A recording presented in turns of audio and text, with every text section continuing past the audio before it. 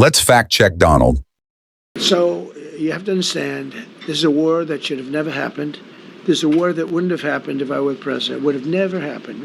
205 days in the Oval Office, Donald, and still counting.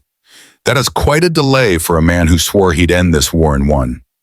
You claim it would have never happened, but now it's happening on your watch. Maybe the only countdown you stick to is the one until your next rally. But if you look, under President Bush, they took a lot of territory. Under President Obama, they took a lot of territory. Under Biden, they essentially took the whole thing. It's just a question of time.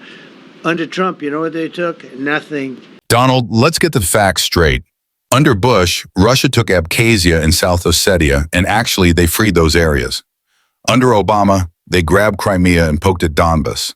Under Biden, they invaded Ukraine and lost much of what they took. If that's the whole thing, your map must come from a cereal box. I was the one that said, you can't build your pipeline. That was half built.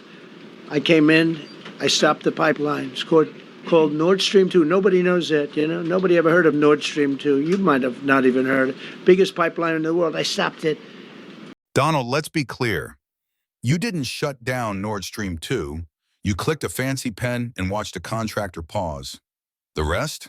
Russia shrugged, changed ships, and built the damn thing anyway.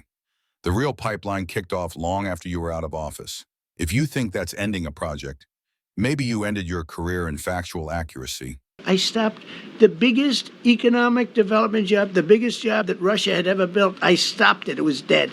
And President Putin invited me to get involved. He wants to get involved. I believe he wants to get it over with. Now, I've said that a few times, and I've been disappointed. Donald, the idea that Putin rang you up, hat in hand, begging for your help, sounds like the opening line of one of your golf club stories. Let's be honest. If a call happened, odds are you were the one dialing Moscow.